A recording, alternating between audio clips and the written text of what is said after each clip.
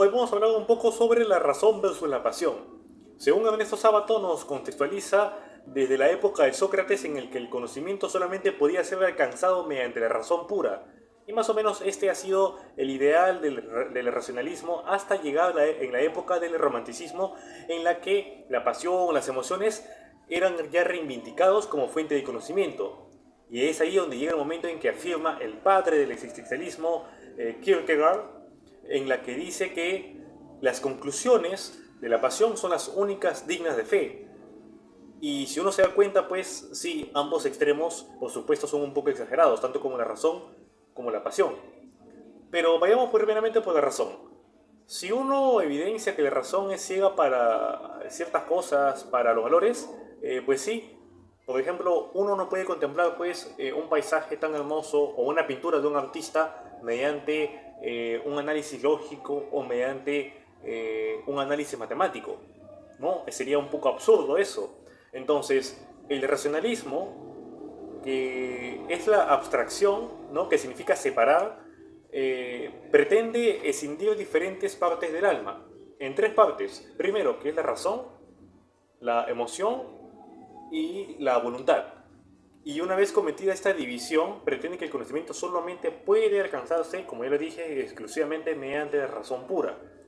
Ahora, como la razón es universal, como la razón es para todo el mundo y en cualquier época, como el cuadrado de la hipotenusa es igual a la suma de los cuadrados de los catetos, como lo válido para todos, pareciese que este viene a significar el sinónimo de la verdad. Entonces es aquí donde la individualidad, lo individual resulta ser lo falso, por excelencia. Es decir, se pierde la individualidad para terminar siendo borregos. Por ejemplo, ¿yo por qué debería vestirme al igual que los demás? ¿O por qué mi familia esperaría a que yo estudie medicina como lo hicieron mis antepasados si puedo hacer otra cosa en la que me puede gustar y en la que puedo ser vocacionalmente profesional? ¿No? Y es así, paulatinamente, cómo se desacreditó lo subjetivo, es así como se desprestigió lo emocional y el hombre concreto fue guillotinado en nombre de la objetividad, de la universalidad, de la verdad y sobre todo, y tragicómicamente, en nombre de la humanidad. Ahora, la verdad para Kierkegaard, el padre del existencialismo, es subjetiva. O sea, más allá de lo que podemos contemplar, que la Tierra gira por el Sol o el tiempo y el espacio son puramente, son formas puramente de intuición, siendo estas un conjunto de afirmaciones objetivas, porque es decir, estamos afirmando algo que es real sobre el mundo, más no una ficción. Pero hay que entender que pensar objetivamente es a la vez pensar universalmente. O sea, las propiedades que podemos predicar universalmente, por ejemplo, el color de algo, la estatura de algo o la distancia de algo, es la verdad objetivamente común. Pero la verdad de mi existencia no es una verdad objetiva, no es una verdad universal. La verdad de mi existencia no es no es universal, sino particular, no es abstracto, sino concreto, no es objetivo, sino subjetivo. Ahora, Kierkegaard no niega que haya verdades objetivas, sino solo que no influyen en mi existencia, no la determinan. Entonces, la razón es que las verdades objetivas se centran en el qué, en lo que es el caso, los hechos, ¿no? Mientras que la verdad subjetiva, la verdad de mi existencia se centra en cómo, en los valores, y esto es una cuestión ética.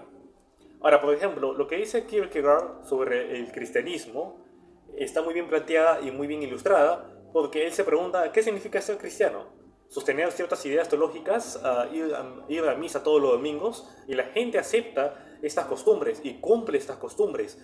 Se persina a la hora que se debe persinar, va a misa al horario que debe ir, entonces, pero que a la vez la gente sigue al pie de la letra, pero más no el espíritu. Más no el espíritu. ¿Qué quiere decir? Que a veces la gente vive en una vida falsa, ¿no?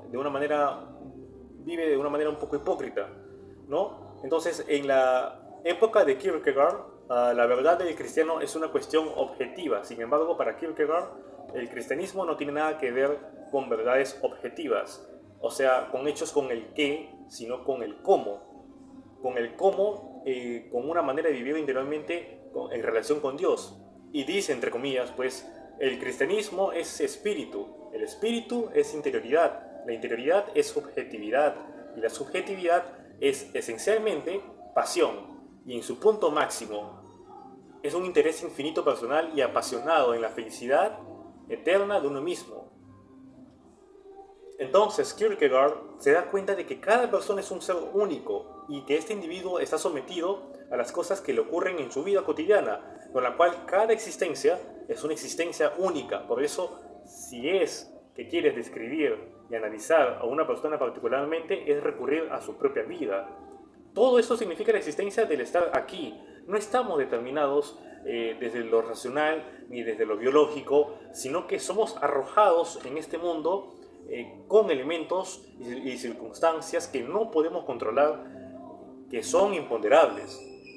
Ahora, en esta vida tenemos que tomar nuestras propias decisiones, que son por lo tanto importantes, lo cual nos da miedo a equivocarnos. De allí la famosa frase del autor Kierkegaard, entre comillas, que dice: la angustia es el vértigo de la libertad, es decir, hay que aceptarla, ya que a la vez conlleva un peso, lo cual tenemos que responsabilizarnos de ella. Por eso tenemos que tomar decisiones y tener fe en el camino que hemos elegido y afrontar la angustia de esta libertad.